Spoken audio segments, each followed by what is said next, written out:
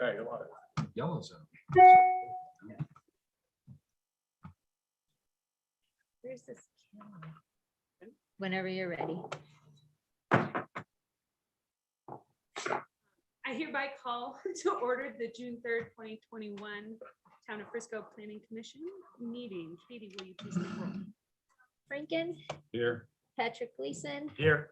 Lena Lesmus, Andy Stabile, Here. Ira Tane, Here.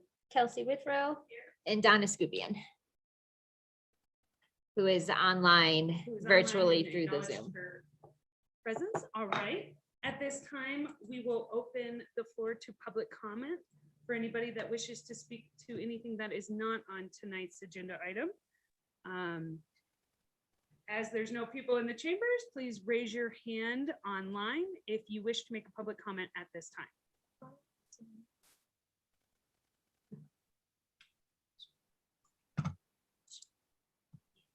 I am seeing none, so we will close the public comment portion of this meeting and move on to agenda items. And so we need to formally table this one, correct? So there's a request from the applicant to table agenda item number 1, planning file number MAJ-21-003, a review of the major site plan application for proposed Centura Studios mixed-use project located at 18 School Road, Lot 1, St. Anthony Medical Campus. Applicant Traditional Neighborhood Developers LLC, representing Centura Health. So moved. We take vote on tabling that agenda. Yes, Robert Franken, Yes. Lena Lesmus. Yes. Andy Stabile, Yes. Kelsey Withrow, Yes. Patrick Gleason, Yes. Ira Tane, Yes. and Donna Scubian. She said yes Yes. online. Madam Chair, can I ask, can you give us some idea of what's going on with Centura as we continue to table this? It just feels kind of strange. Essentially, they're having some internal negotiations between the existing owner, operator, and tenants of the commercial building and the residential Panorama developers. building. Yes, residential developers. They've been going back and forth on allocation of parking spaces and things like that. So the residential project is going to have more parking spaces than the first iterations. So that's all self-contained, and they're shuffling around like a dumpster and some bike storage units, things like that, to be more acceptable to the desires of the commercial tenants. So that's what it's all about. It's internal negotiation between the parties involved. A follow-up question on that third parcel that is not being developed right now. Is that going to be a different developer or a different tenant, or do we have any knowledge of what that's going to be yet? I don't think we know yet. To my knowledge, they haven't determined what type of use that's going to be or who's going to develop it. Okay, thank you. Any questions for staff on this? Seeing none, all right, great. We will close that agenda item and move on to agenda item number 2, work session, an update on Frisco Bay Marina Master Plan implementation projects and the Marina and parking access and circulation plan. Sorry, what? Oh, Donna has her hand raised. If Donna, would Did you do the minutes? Oh, I did not. So at this time, we will backtrack. Approve the minutes that were distributed from the last meeting, which was May. Do you have that exact date? 20th, I believe. It was May 20th. May 20th. Cheryl distributed the minutes from May 20th meeting. Any comments or corrections? Seeing none. So we will now move on to the work session. Good thing. I'll introduce these guys, Kelsey. Okay. There's a lot of changes going on in the marina with lots more people visiting and enjoying the marina. So we have reached out to a transportation planning firm, Walker Consultants, and they completed a parking study for us and presented it to town council a couple of months ago, and wanted to make sure that you guys were aware of their findings and what the recommendations were for the parking study. And then we have Tom and Diane here as well, just to give us some general updates on the capital improvements that are taking place at the marina this summer. Wonderful. Wonderful. So we'll start, if it's okay with you guys, we'll start with Andrew from Walker Consultants. He's joining us virtually. Let's see. I don't need to do anything for this part. Okay. Great, thanks Susan and town staff. Good evening, commission. It's nice to be with you. I wish I could have driven up the hill to be there, but we're gonna do that soon.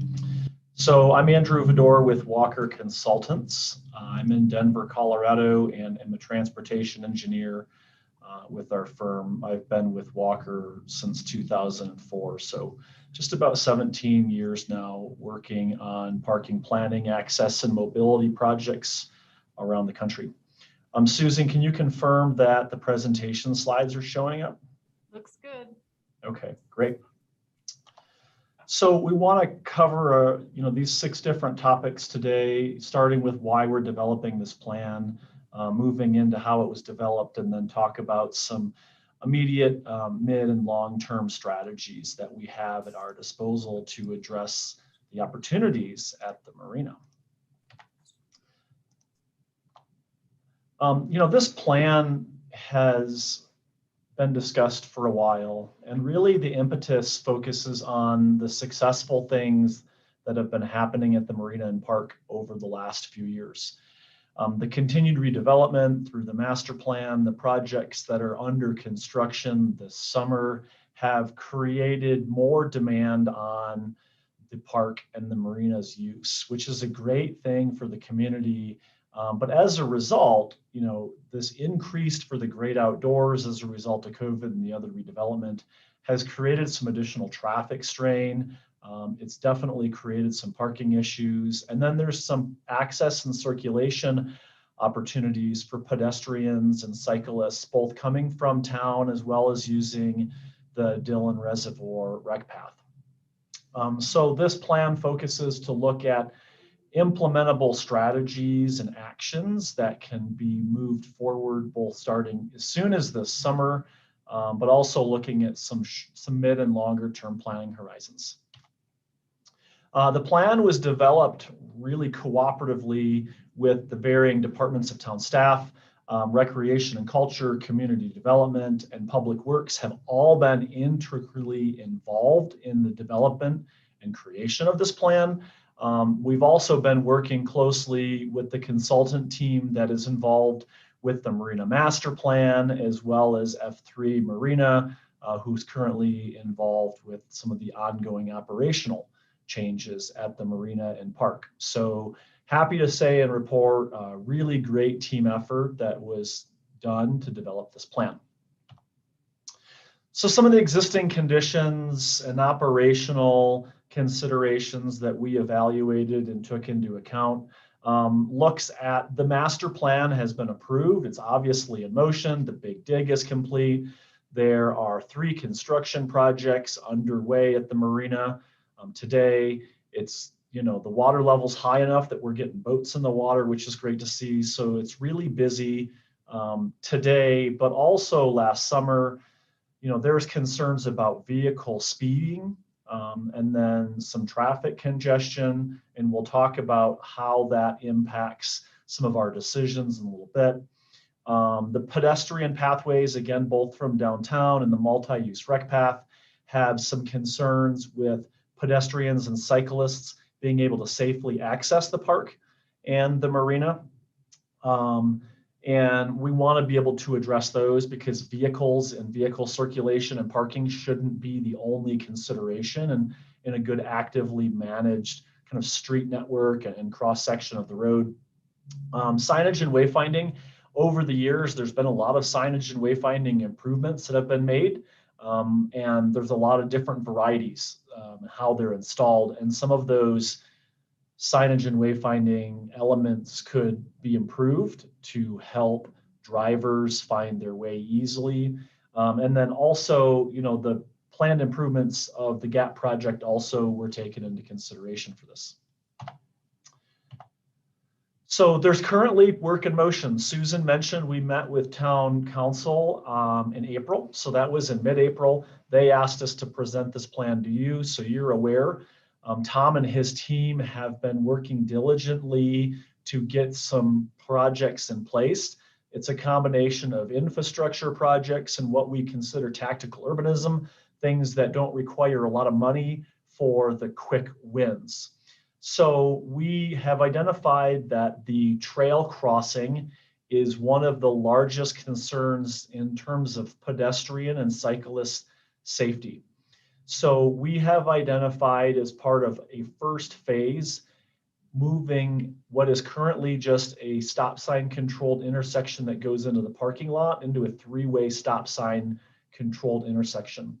Those improvements will help address the concerns about vehicle speeds, as well as give the pedestrians a safer opportunity to cross the street, because the vehicles will be required to stop at all legs, giving them the opportunity to look around them and their surroundings and let pedestrians cross.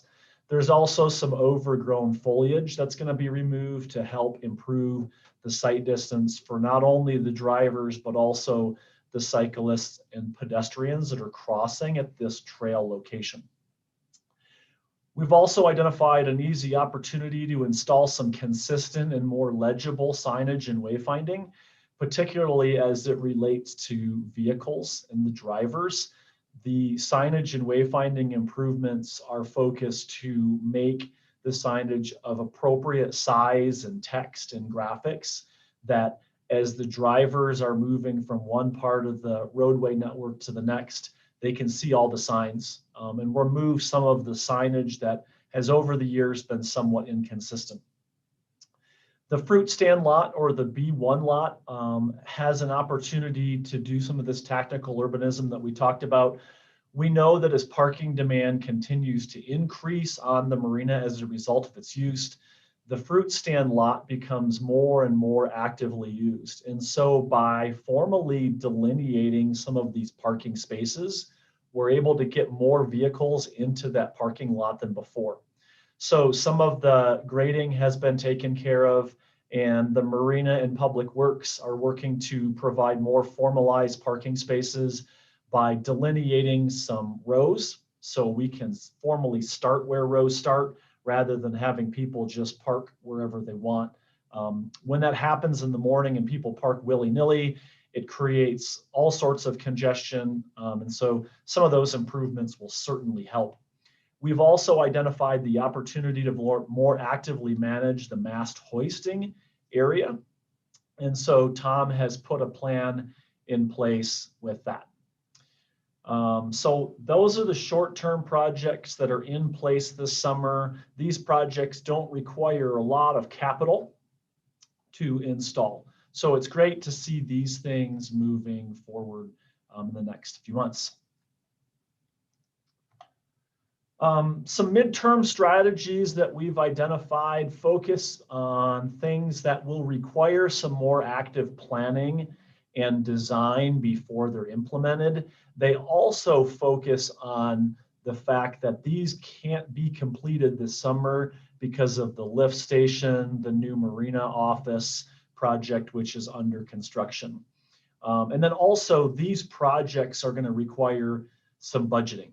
So these could be implemented as soon as 2022 if the planning starts this summer and then there's budget for them next construction season. We know that there's a great opportunity to provide better pedestrian connectivity across the Great Line or the Great Lawn, and as the park closer to the water continues to be redeveloped, we're going to want to have a way to get people from downtown and from the trail network into the core and the heart of the park and the marina and the water ultimately. And so we know that those pedestrian connectivity needs to be made. And so we want to plan for that. The shape and the feel is yet to be determined, but something that's important. We know as part of a secondary step there's an additional opportunity to provide a safer pedestrian crossing experience at that existing crosswalk location. The image on the right of the screen shows one concept and where that pedestrian crossing is more formalized. It needs some additional evaluation in terms of what the landscaping looks like around it. And Norris Design last year put together a nice concept to show that it can be improved and have a nice feel, but also to make sure that we're, again, not focusing just on the vehicle circulation and access, but putting a lot of focus in some of the street crossings to make sure that we're putting the primary focus on the pedestrians and providing them safe access. And then the secondary phase of signage and wayfinding looks towards formalizing what we call destination ID and signage. That is pointing people towards the new marina office, showing them where the boat drop-off is and where the primary passenger vehicle parking locations are, so we can reduce some of that traffic circulation. There's also been some discussions about how the marina and park can implement paid parking or maybe reserved parking for marina slip holders. We've heard that feedback on several occasions and think it's an important discussion, although the discussion, in our opinion, needs to be focused on not just the marina and park, but the downtown area as a whole. So we can focus on this idea of parking once and circulating within all of Frisco from the mountains to the marina and not just on the marina and park specifically.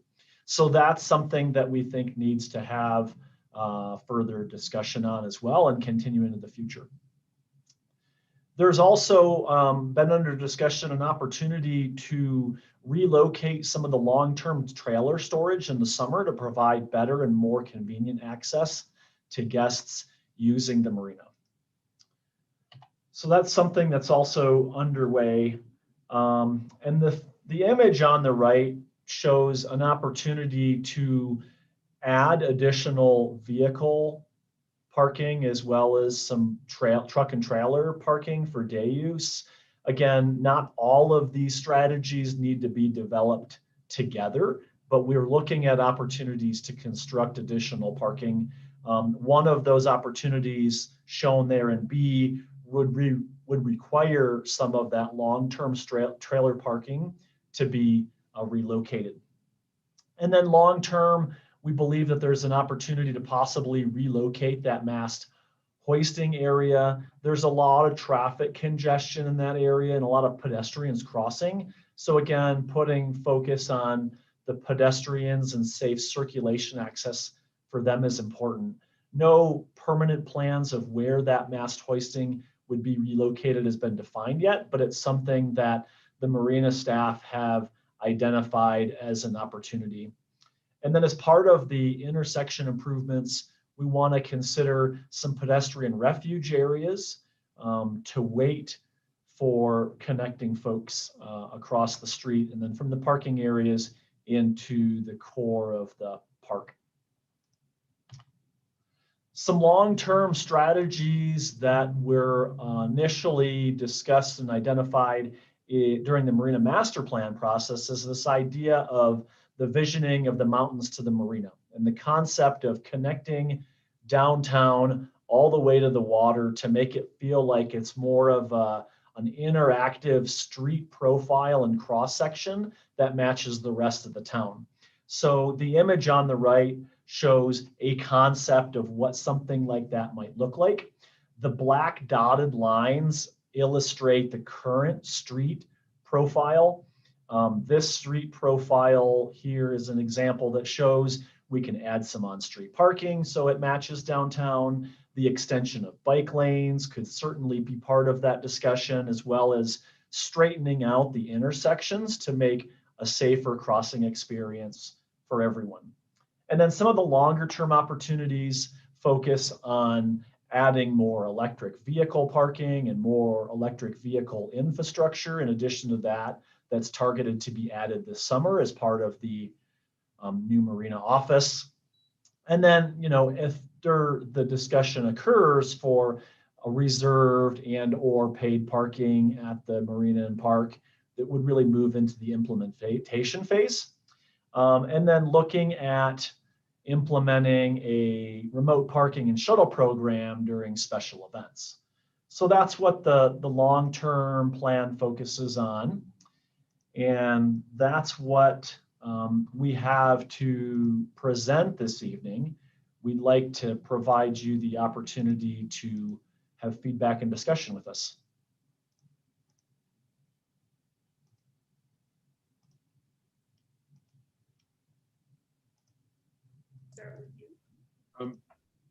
You guys look at the crossing at Highway 9 and the issues that are involved there. I know that it's an expensive proposition, and yet if we're going to talk about Mountain to Marina, Highway 9 is the big barrier that stands in the way of that. I mean, think about a city like Toronto, where they've got a beautiful downtown and they got a beautiful lake, but they've got this elevated highway going between them, and people just don't walk between them. It's a good question and a fair point. So one of the things that we know that's currently underway is the Colorado Department of Transportation's Highway 9 GAP project, as they call it. That project includes improved pedestrian crossings across Highway 9. And so the improvements include an enhanced pedestrian crossing signal and then some pedestrian crosswalk improvements on one side of the highway. So that project currently addresses some of that.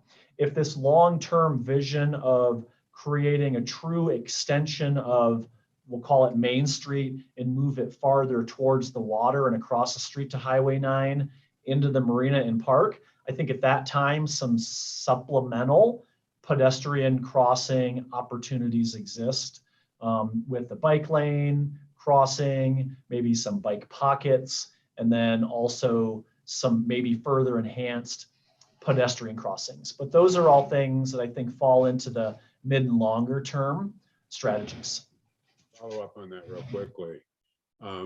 If there's only going to be a single crosswalk across, there currently is a single crosswalk across. And since I'm one of the people that go to the marina on a pretty regular basis, I can tell you that it's a nightmare getting across Highway 9. And I watch accidents almost happen on a regular basis, and I can't see how just changing the crosswalk that's there to a new crosswalk that's in exactly the same place is going to make any difference at all, especially if there's no bike lanes and we don't do anything to make bike traffic across Highway 9 at that point work any better. Any questions? Sure. Hi, Andrew. Hopefully you can see me. I guess I didn't quite understand when you were talking about the short-term strategies, and hang on, because I had to write it down on my phone.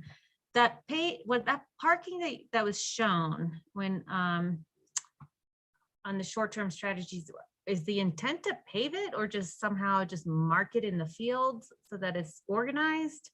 I didn't quite follow what that was. And then the trail that you're proposing across the green lawn, I know you haven't figured out the alignment or anything, but is it paved or is it soft surface or what?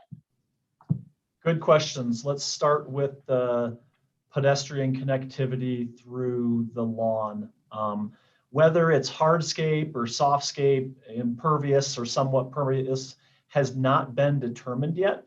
We've identified that is kind of the next step, is to work with a landscape architect to develop what those possible concepts are.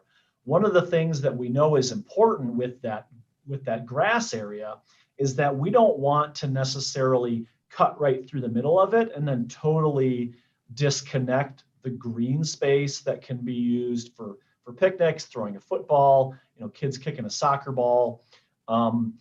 those are all things that need to be considered. The other part of that discussion is the current playground is under consideration to be moved closer to the water when the Great Lawn is actually developed. So those are all pieces to the puzzle that we've all identified as an opportunity, but the specifics are kind of the next step in that planning and design process. And then the second, or the first question you asked is the current project for the B1 lot, more commonly referred to as the fruit stand lot that's in front of Highway 9. There are no true physical infrastructure improvements intended for this summer. They are, again, what we refer to as tactical urbanism, things that can be done with paint and signs. So Tom and Addison with Public Works have put together a plan to more formally delineate the rows of parking and where they start and stop. Tom, correct me if I'm wrong, but the idea is to use like wooden cattle fence as a way to delineate the edges of the parking lot as well as the center aisle, so we can better align vehicles to park consistently from the beginning of the day, so we can gain more physical parking spaces in that lot rather than having cars park in all different directions and it be less efficient.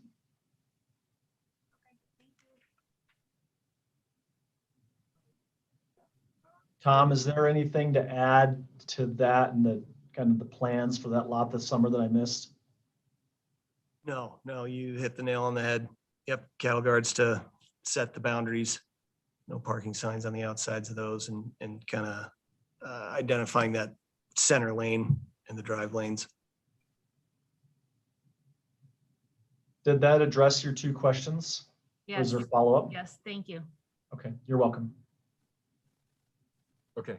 I'm curious, on one of your maps here where you outline the study area, it kind of dives into Main Street a little bit, indicating that you're sort of trying to provide that connectivity to Main Street.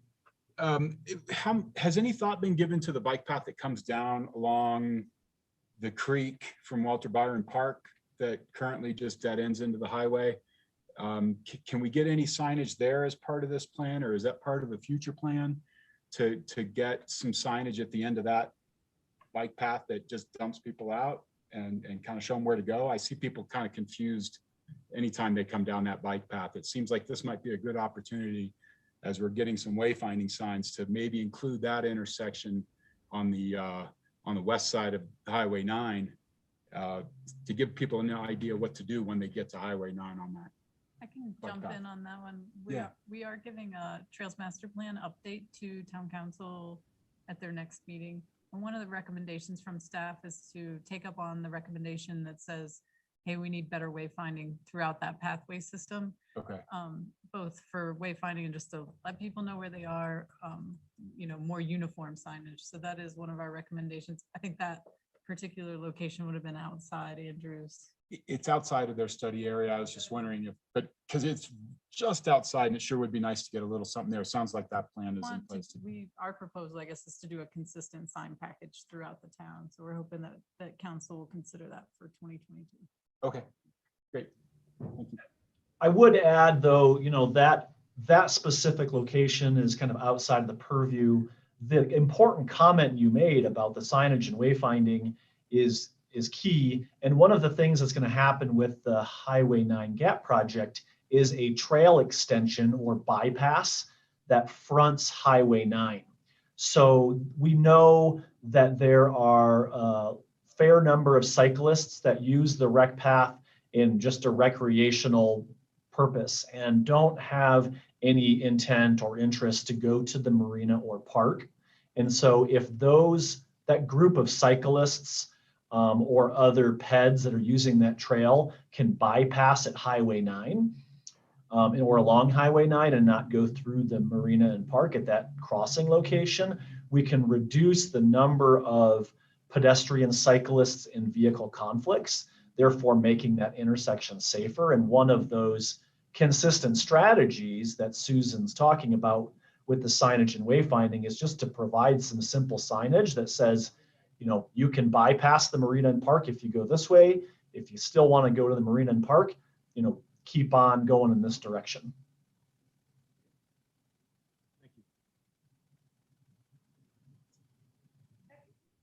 Sure, thank you.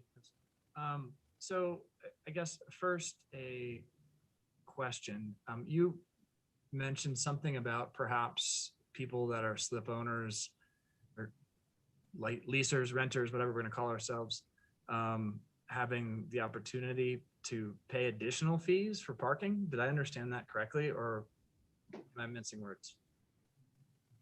One of the things that we have learned through F3's work last summer is that there has been expressed interest from some of the slip holders to possibly have an area that's either dedicated to them for the explicit use of slip holder access, and that could be through restricted access into those parking areas, or possibly paid access to get preferred parking by paying a fee. And so the idea and the question or ask from those folks is totally not been developed yet, and there needs to be continued discussion with those slip holders or slip leasees to identify what those opportunities are, whether it is restricted access or whether it is paid access. One of the ideas of restricted access is because it is a preferred or preferential area that the opportunity therein lies to charge a fee for the use of that access. So I think there's a couple of different combinations that is still being discussed, not only with town staff, but also with F3. Thank you for the clarification. I'm not sure that's the right forum to beat that one to death. I just want to understand where it was coming from. But that's a lead into, I guess, a comment that I have overall. Your plans identify what I would call a significant increase in parking potential through the various different areas. And one of the things that I've always noticed, and as somebody that also regularly uses the marina, probably 5 times a week, is, it's chaotic, and it is, you got boats, you got trailers, vehicles, people dropping off 52 bikes with people that bike down from Vail Pass, all the pedestrians, the bicyclists, the list goes on and on and on. And you're aware of that because that's what you guys do. But I wonder about coming up with more of a cohesive plan. Like, I think you guys have done a spectacular job identifying the potential areas. How do we try and sign that appropriately and get people to go one way or another? I mean, the biggest wild card right now is when you come in, you get to a Y intersection and you have a car, and I don't know, you just maybe tend to want to go straight, or do you turn left? And there's boats and trailers, and then how long are the trailers parked there?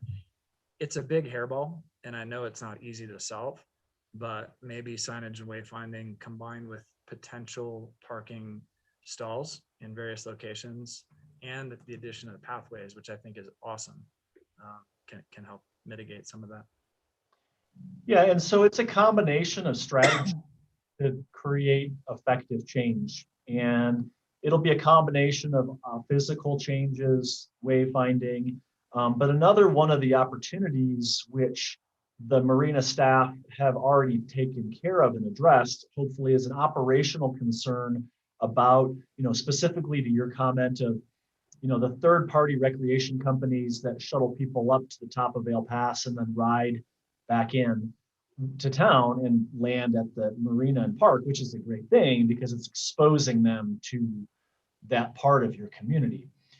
So operationally, what has been identified and communicated with those companies by town staff is working with them to help operationally intercept those returning cyclists in the fruit stand lot, and having the vans and bike trailers park in the fruit stand lot in a designated location so we can stop from having those vans and trailers parking in the middle of a drive aisle, which creates congestion and traffic concerns, And then secondarily, which compounds to that, the cyclists coming in from Val Pass are riding down the middle of the road. They're looking around for the van. That creates additional congestion and safety concerns with vehicle and truck and trailer interaction. So if we can intercept that group of people at the fruit stand lot and get their bikes loaded up and then get them back on their feet to walk the rec path, and then at the trail crossing, make their way back down into the marina and park before departing for the day, we believe that that will, from an operational perspective, help reduce some of those congestion and pain points. The other thing that is important and what I understand to be part of a larger town initiative, and this was discussed maybe at the beginning of April, the town council meeting, was a holistic update to the transportation master plan, which was developed in the early 80s and is certainly outdated, but a comprehensive look at how this can be affected in all of the town to be able to maybe have visitors and guests not have to park in downtown, do their shopping and dining, and then have to repark at the marina and park, but to have this park once philosophy, get them with an interconnected network on their feet to then walk across to the marina. And that will also, in my mind, help reduce some of those traffic concerns and the vehicle circulation concerns. Thank you. Questions? I'll have some of each. So it's real obvious when you call it the fruit stand lot. So can you go back in history for a second and tell me what are their rights? They being the fruit stand. What's their status in that lot? I can probably better answer that. I believe their contract is for 2 more years. They have a concessionaire contract with the town to operate their business there. They've been there for God, Long 10, 12 years at least. So their current contract is for another 2 years, but we have the right to revisit that or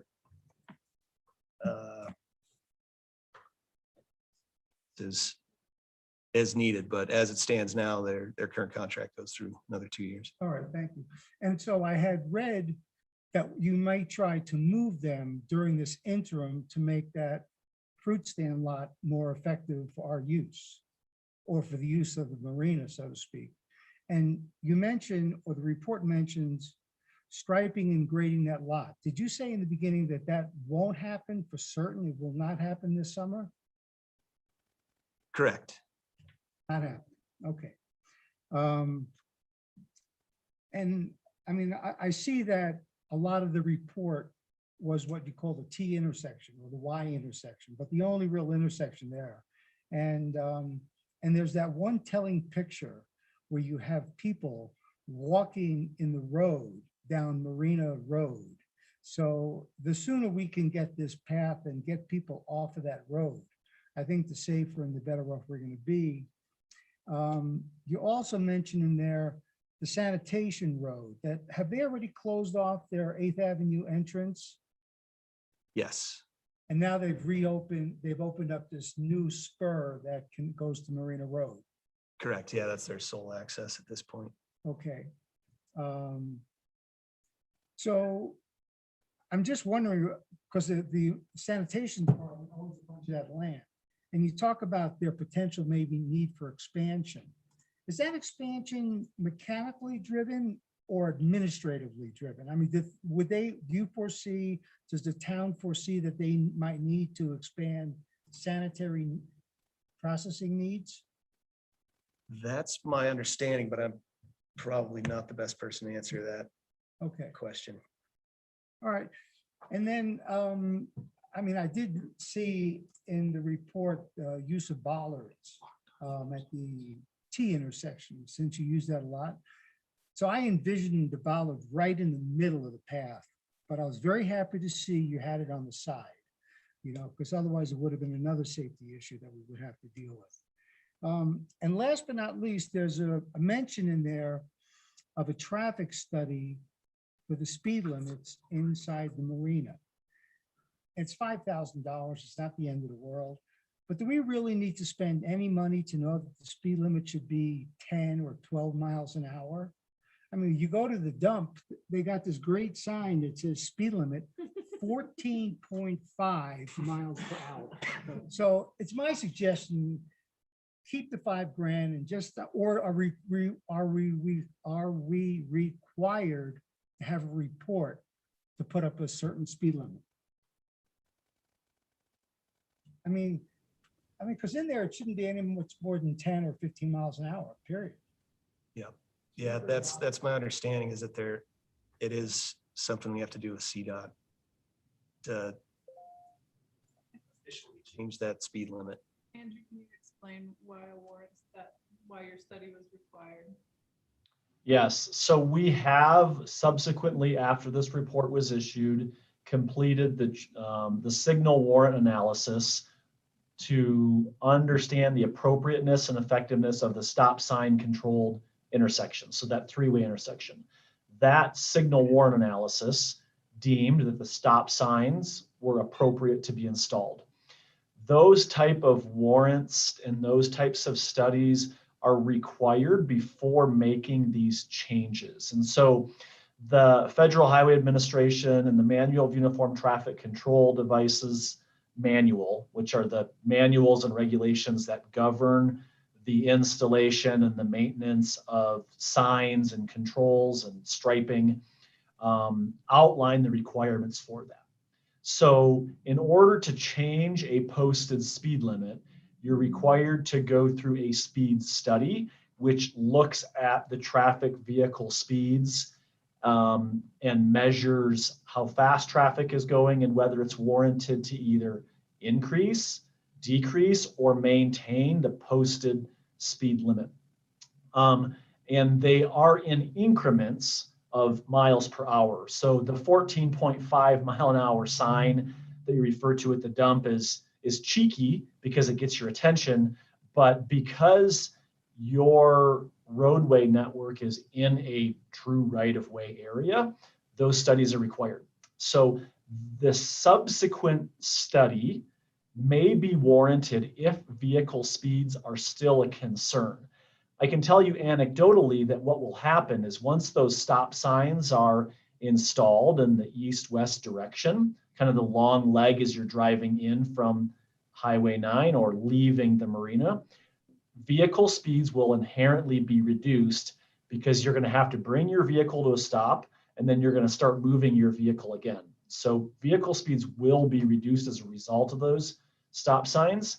And if vehicle speeds continue to be a concern, at that point, you would want to study the need to change the posted speed limit.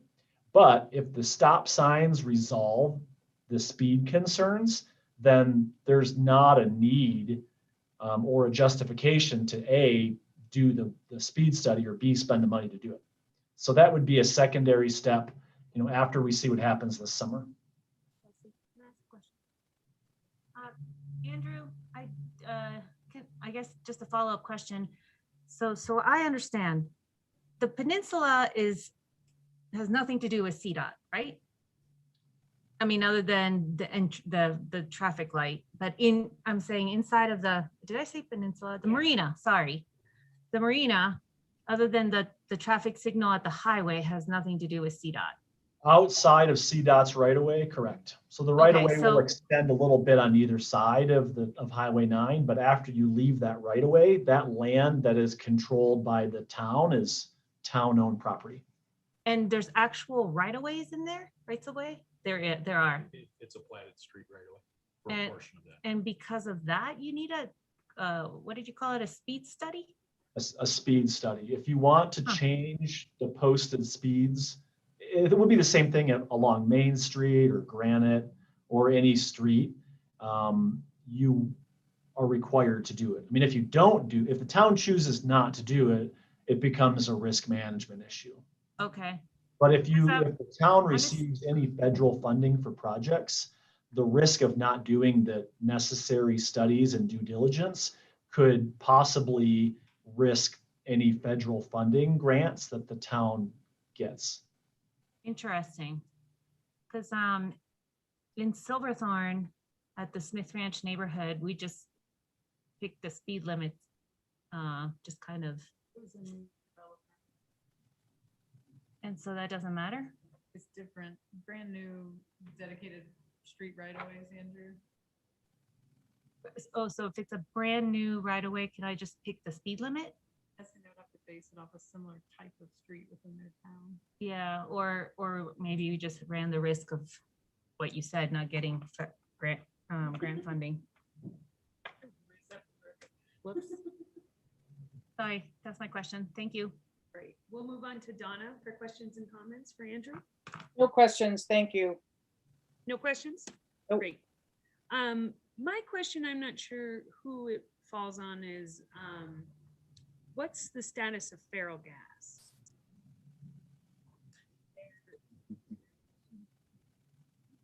I think in the long term, the town would like to see something different there, but there's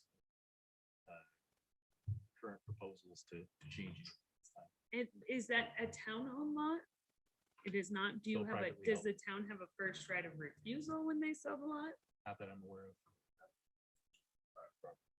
And so, I mean, obviously that would free up, if the town could acquire that, a lot of additional parking or things and beautification. Is there plans outside of a parking lot on the fruit stand that, you know, developing that? I know we've seen that in the master plan before. Is that part of the long-term discussion here? Defer to Tom. It's still part of the master plan. I believe they had a kind of on two sides, retail wrapped parking structure with the idea of being able to continue Main Street across Summit Boulevard with the intent to kind of draw the eye instead of getting to the end of Main Street at Summit Boulevard, not really seeing anything. You can't see the water. You can't really see the marina or the boats from that point, and people turning around. If there's some shops or reason across the street, then that could invite you to make the effort at that point. And then some of my comments would be about, you know, relocating that bike path, whether it cuts through the lawn. You know, if we're working with CDOT now, we have them here, I want to be able to squeeze out all we can get from them. You know, we got the underpass at the PRA and it's a road to nowhere. You know, you come out of it and it's just onto a road. So I think, you know, thinking of these long-term, short-term plans for the marina, making sure that if CDOT's involved, and they're gonna give us something, we're prepared to take it, move with it. And in terms of crossing safety at the intersection, you know, I know we all would like to see more, but costs a lot of money and we didn't get what we wanted. But those are kind of my things. And I thank you, Andrew. Does anybody else have follow-up questions or comments at this time? Thank you, Andrew. Thank you, Andrew. Great I presentation. appreciate it. Thank you. Have a good evening. You as well. Thanks, Andrew. Great, are we turning over to you now, Susan, or? I think we're gonna turn it over to Tom for Take an it away, update Tom. on capital improvements, but I'm gonna try to put Tom on the screen. Camera or sit right here? You have to go to the lectern. Yes, please. There you go. Being our guinea pig. We can see you. Yeah. He's too tall, though, Is that better? I don't know how long I can do that. Well, thank you for having me before you in person tonight, planning commissioners. This is kind of new and different and exciting. Here to talk about just a quick update on marina capital projects. I understand you guys received a brief summary of them, so I won't read all of that. I do have a couple of updates on the schedule. The lift station, we were just informed this week that they will be mobilizing into the site on the 14th to begin that project, which will be nice to see. The north parking spaces on the south parking lot at the marina are going to be part of the construction zone and fenced off. So we are going to lose those spots, but the rest of the impact will be in that grassy area where the current lift station resides. We have brought in 2 restroom trailers this summer. One is the same one we've been using in the same spot that it has been. And I've been informed that we should be able to keep it in that same spot while the lift station project goes on, but we do have a backup location by where the lighthouse used to be if we do need to move it. The second one is a much smaller one that is right behind the paddle shack. We figured we needed options just in case the lift station project needed to shut down the built-in bathrooms for any length of time. We wanted to have more options in that regard. The vehicle charging station project got underway last week. They ran power from the transformer by the lift station to where the vehicle charging stations are going to be located. So that's kind of step one of that process. And fuel system, that's project for this fall. That's going to be a design build that will be getting underway with the goal of having that operational for 2022, which will be fantastic for marina operations. The new turnaround area and fire lane are complete. If you haven't been down there, it looks great. I think it's going to accomplish the goal, and it gives the Island Grill a much better feel out in front of it. Instead of there being a road, 20 feet from the bar, there's now an open area that I'm excited to see what we can do in future projects to kind of finish that off. And if you guys have any questions, I'm here to hopefully have some answers. Great, thanks, Tom. Donna, let's start with you. Anything for Tom?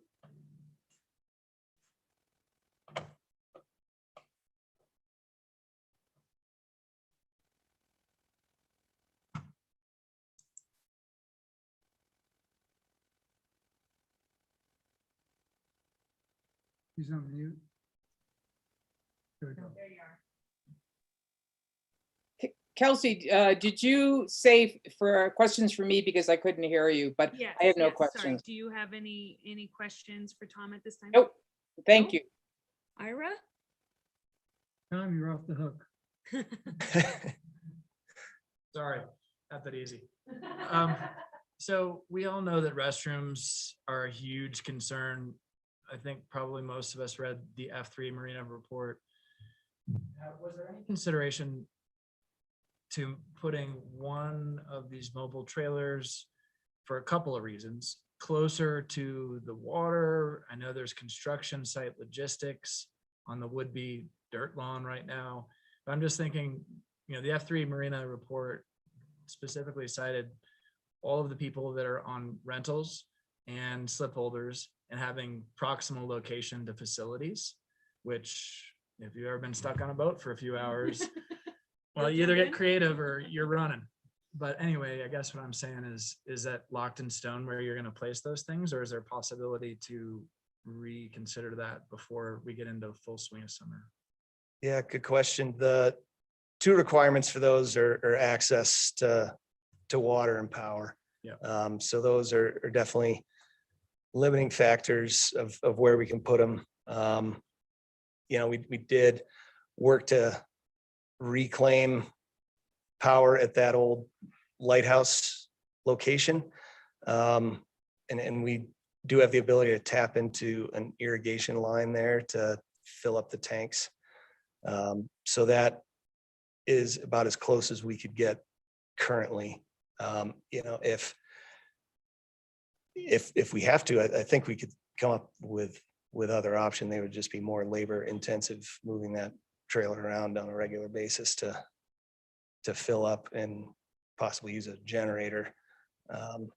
But power and water. Not necessarily favoring incurring additional expense, but just thought I'd bring the option up because I think, the logistics with the masses of people that are now utilizing the new beach, as well as the hugely increased rental revenue, and probably this year, I don't even know if there's more boats, different topic, but bottom line is we're full.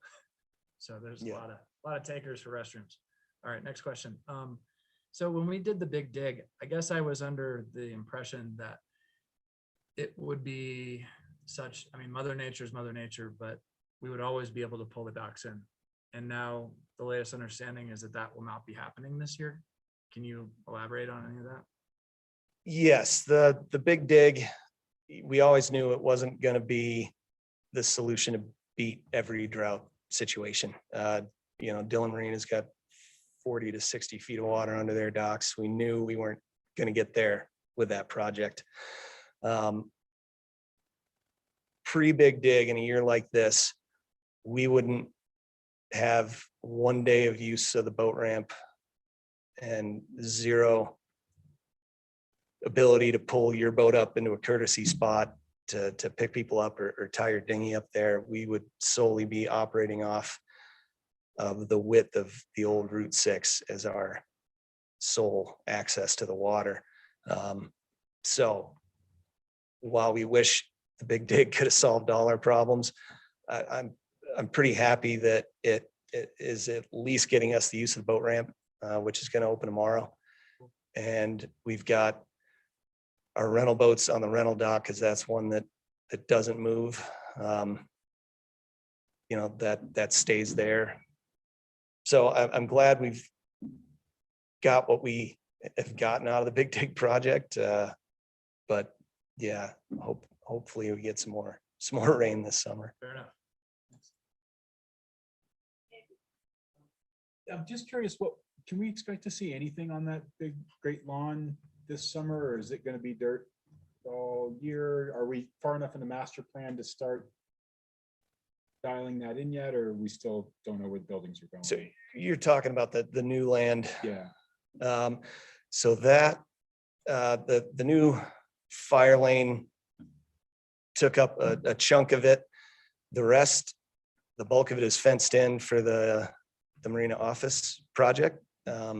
Once that marina office project is complete, then yeah, I think it would be great to finish that off, but we have to revisit our budget at that point. Is there still a plan? There was a plan. I know one of Matt's early drawings had a building kind of closer out, further out on that spit of land. And now we kind of reeled it back in and put it over by the dock. But is there still a plan to put a building out there at some point?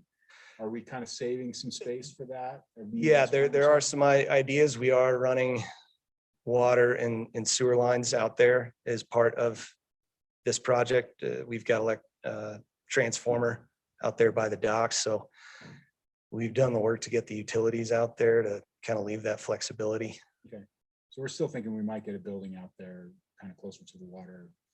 Yeah, Not necessarily the same program in Matt's very first rendition, but. right. Yeah, I because we've think already that, taken care of some, but Yeah. something. I think that option's still on the table for the future. Okay, that's all.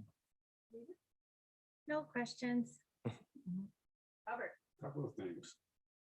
The restrooms that we're gonna bring in this year, are they gonna be assigned male, female, whatever?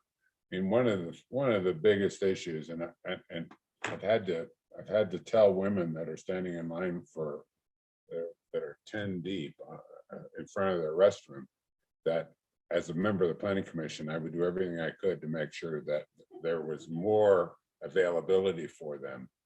Are we going to do anything about that with these temporary trailers? Because it right now, it's an awful situation. When I can walk up and use the restroom and women are standing 20 deep. Yep, the big restroom that we've had for the last few years is the same exact one that we've been using. It's men's, women's. The new smaller one is 2 unisex stalls, so that anyone can use those. We are going to have the big restroom trailer open 7 days a week. Increase the number Is of, there a way to put signage by the restrooms, the current fixed restrooms, that there are other restrooms and indicate where they're at? Because I don't really want to see the situation I saw last year.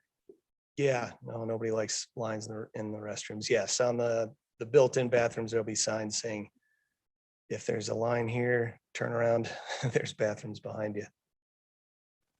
Did I hear you say that there will be a courtesy dock so that if I have to go out to Dock Island to get my boat and I can come back and pick up people? Yes, keep an eye on your emails. There's another newsletter gonna be coming out. Hopefully tomorrow with the next updates, getting everybody up to speed on those. And that'll be an option as long as the water lasts. Once it peaks, forecast is for it to start going back down, but we plan to make that available for any boaters to And that'll come be in. at the end of the pier or at the. Walkway. Yeah. Going out. I'm gonna go back to the lawn for a second. I know that we've got area, we have a new fire lane through there. And we have the building that you said we now have fenced off where the building's gonna go. Do we have areas in that space where we know that at least for the next phase, we're not going to put anything? And so could we theoretically put a lawn in there already? Because we're short on lawn space too. Don't know that we're far enough along in any plans beyond the three we are doing this year to know that for certain. Well, just like if I were taking the fire lane out towards the boat to the docks, wouldn't the left side not have anything right now planned? From what I remember. If you'll see what I mean, the next When I time you finally go walk down out there, there, yeah. there's not a lot of space left. That fire lane from maybe some previous drawings that you've seen it has definitely migrated a little bit to the north. There may be, after these three projects get completed, the Marina Fund will definitely need to be looked at closely to see what next projects we can afford for sure. Yeah, it doesn't seem that it'd be that expensive to put lawn in, but You wouldn't think so, but everything's more expensive to put in than you think. okay. I'm done. Mine are pretty benign. Has the town considered maybe just even for this summer with the promenade, with the Gap project, and then just stay, kind of cow fencing in that parking lot, having attendance at the fruit stand and the granite lot? Maybe putting that consideration in to help alleviate some of the parking. So I was just wondering if that has been part of the discussion of hiring 2 parking attendants or something.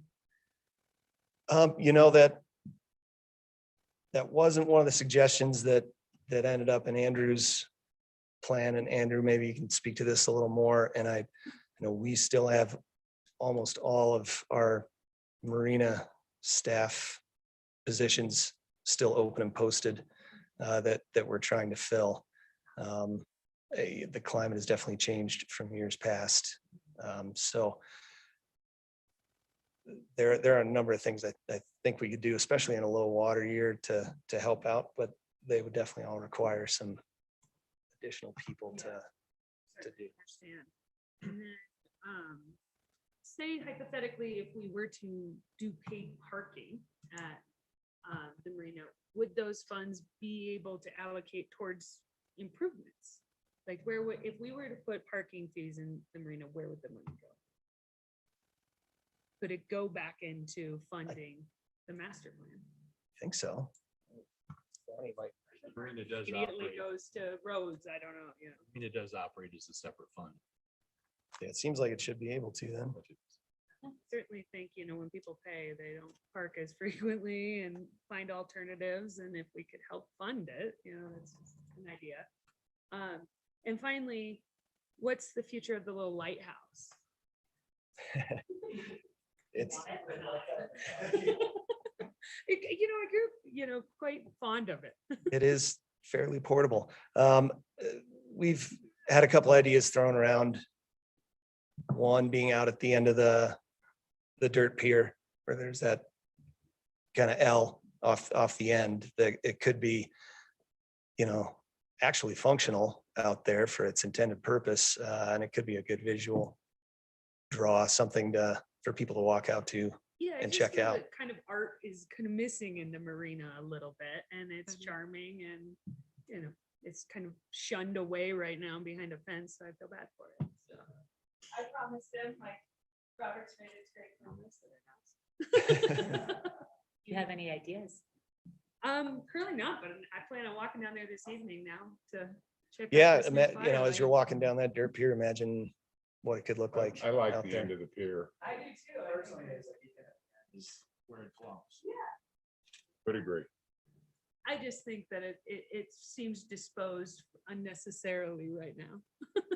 Those are my questions. Know anything else, comments that people have at this time? Thank you, Tom. Thank you, appreciate it.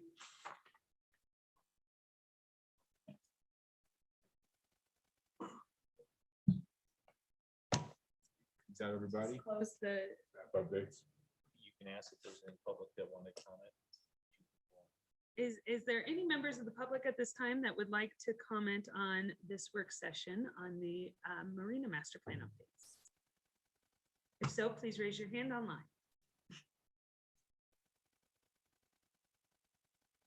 None, so we will close this work session. Any staff updates for us? Anticipate a meeting in 2 weeks. Since your studio's back on there, we've got a couple sketch plans in the works, so anticipate those here over the next month or two as well. Wonderful. And move we adjourn. Second. Good to see you all in person. Maybe next time I will make sure I do all of the meeting parts. I'll get to it. Been interesting. Yeah. Oh, good. Now we can talk. You were gonna say something about. Yeah. Art friend. Nice job. There's like a pattern with Prime Gov. Set up a meeting that it looked like it could fit in more units. And I'm not sure if that's